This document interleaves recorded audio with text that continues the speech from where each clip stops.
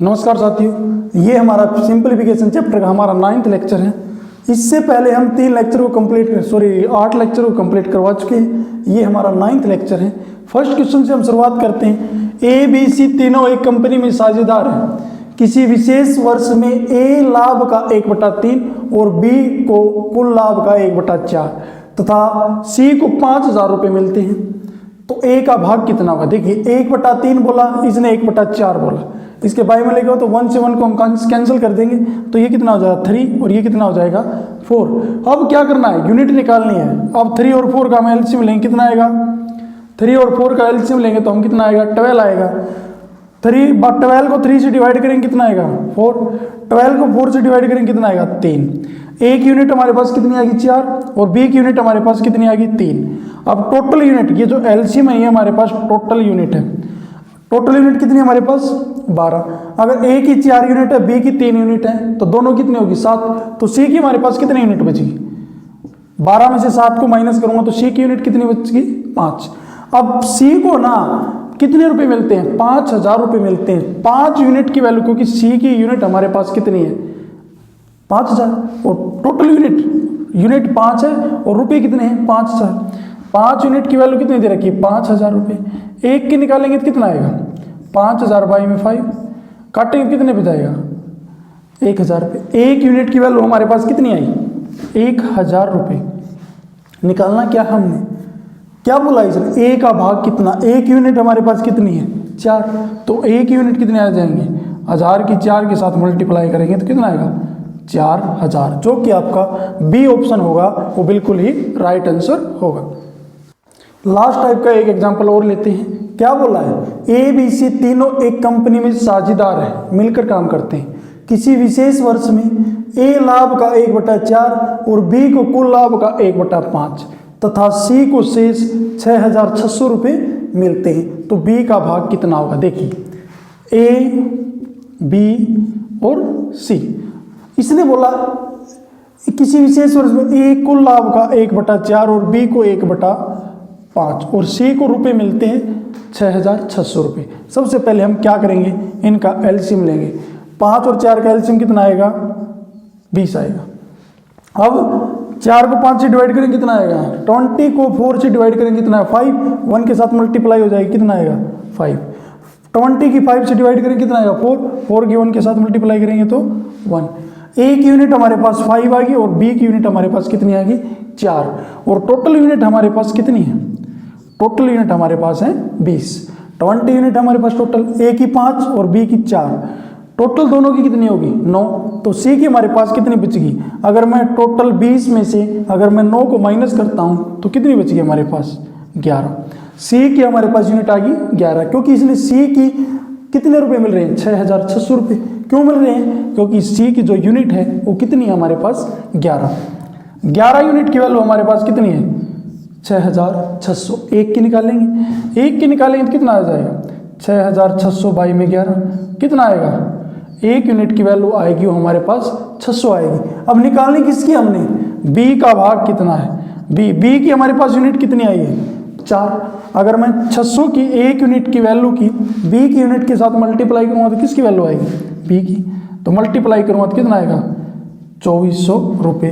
जो कि आपका सी ऑप्शन होगा वो बिल्कुल ही राइट आंसर होगा। नेक्स्ट क्वेश्चन लेते हैं। क्या बोला नेक्स्ट क्वेश्चन के अंदर? 600 रुपये को ए तथा बी में इस प्रकार बांटा गया है कि ए का 1/4 भाग बी के 6ठे भाग के बराबर है। इनके भागों की राशि का अंतर कितना है? देखिए इसने बोला टोटल रुपये हैं 600 रुपये। ए तथा बी में इस प्रकार ए का 1/4 भाग, मतलब ए का जो चौथा हिस्सा है ना वो बी के 6ठे हिस्से के बराबर है। ये आपस में दोनों चीज है ना ये बराबर है। उनका ए का ना जो 1/4 भाग है ना वो बी के 6ठे भाग के बराबर है। इनके भागों की राशि का अंतर क्या होगा? देखिए बिल्कुल आसान। हमने करना क्या है? चौथा हिस्सा बी के 6ठे हिस्से के बराबर है तो हम इसको छोटा बना लेंगे 2 से, इसको 3 से।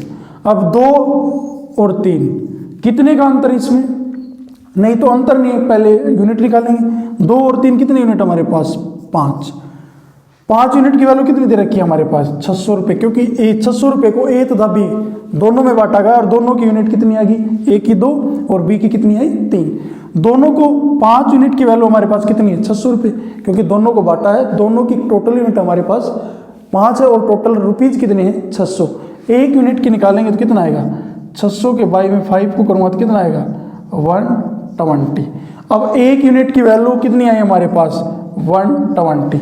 इसने बोला क्या है इनके भागों की राशि का अंतर कितना है। अब देखिए इस इन दोनों में ए में की यूनिट 2 और बी की यूनिट कितनी है 3, इनकी भागों की राशि में कितने का अंतर है 1 का। 1 यूनिट की वैल्यू तो हमारे पास कितनी है 1 यूनिट की वैल्यू हमारे पास कितनी है 120। हम इस मेथड से भी कर सकते हैं, इससे करेंगे तो हमारा आंसर ये होगा।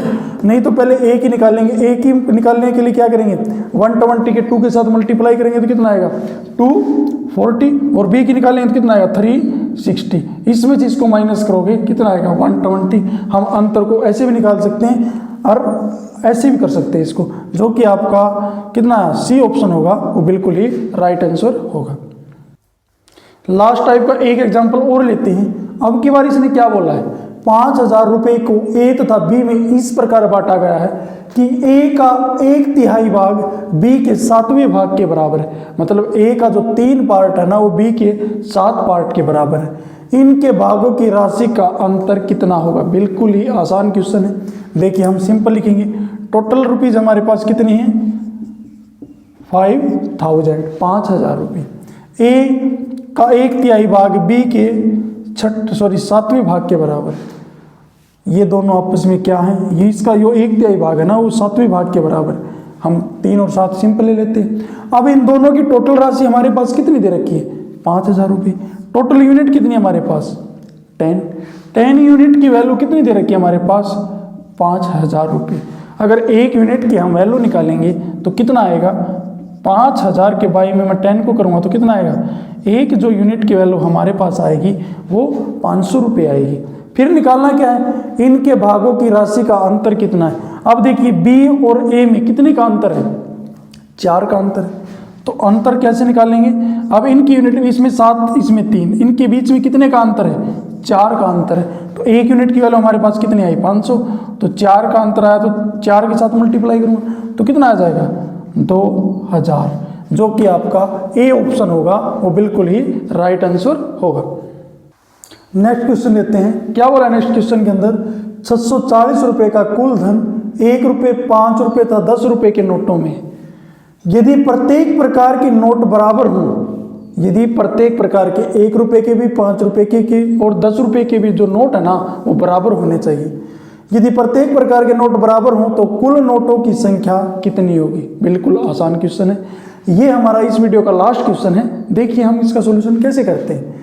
टोटल कितने रुपए हमारे पास 640 रुपये, जिसमें 1 रुपये के 5 रुपये के और 10 रुपये के नोट है भाई। 1 रुपये के नोट है, 5 रुपये के नोट है और 10 रुपये के नोट है। टोटल रुपीज हमारे पास कितना है 640। अब देखो 1 रुपये के नोट हो गए, 5 के हो गए और 10 के हो गए। मैं इन तीनों को ऐड कर देता हूँ क्योंकि टोटल रुपीज दे रखे हैं, तो इन तीनों को ऐड कर देता हूँ मैं। 5 में 1 को ऐड करेंगे तो कितना आएगा 6 में 10 को ऐड करेंगे कितना आएगा 16 यूनिट की वैल्यू हमारे पास कितनी दे रखी है 640 रुपये। 1 यूनिट की निकालेंगे तो हम कितना आएगा 640 के बाई में मैं कितना करूँगा 16। 1 यूनिट की वैल्यू हमारे पास कितनी आई 40। इसने बोला है प्रत्येक प्रकार के जो नोट है ना वो बराबर होने चाहिए। मान लीजिए 1 रुपये के 5 रुपये के और 10 रुपये के। अगर 1 यूनिट की वैल्यू 40 है तो 1 रुपये के भी 40 होने चाहिए, 5 रुपये के भी 40 नोट होने चाहिए और 10 रुपये के भी हमारे पास कितने नोट होने चाहिए 40 नोट होने चाहिए। अब देखिए हम सोल्व करके देखते हैं। मान लीजिए हमारे पास 1 यूनिट की वैल्यू 40 आ गई, तो हमारे पास 10 की मान लीजिए 40 नोट है, तो हमारे पास टोटल पैसे कितने हुए 400। अब 5 रुपये के हमारे पास 40 नोट हैं तो टोटल रुपये कितने हुए, इसकी मल्टीप्लाई करेंगे तो कितना आएगा 200। अगर 1 रुपये के 40 नोट हैं तो कितने रुपये हुए हमारे पास 40। इन तीनों को ऐड करूँगा तो कितना आएगा 640। इसका मतलब ये चीज़ इसके बराबर आ गई। तो हमारे पास इसने बोला कुल नोटों की संख्या कितनी है, तो 40 40 40 तीनों को ऐड कर देता हूँ क्योंकि 1 रुपये के भी हमारे पास 40 नोट। 5 रुपए की भी हमारे पास 40 और 10 रुपए की हमारे पास कितने नोट है 40। तो कुल नोट कितने हो गए, कुल नोटों की संख्या कितनी होगी 120। सी ऑप्शन है वो बिल्कुल ही राइट आंसर होगा। उम्मीद करता हूँ आपको ये वीडियो पसंद आई होगी और हमारी वीडियो को ज़्यादा से ज़्यादा शेयर करें और चैनल को सब्सक्राइब करें। धन्यवाद।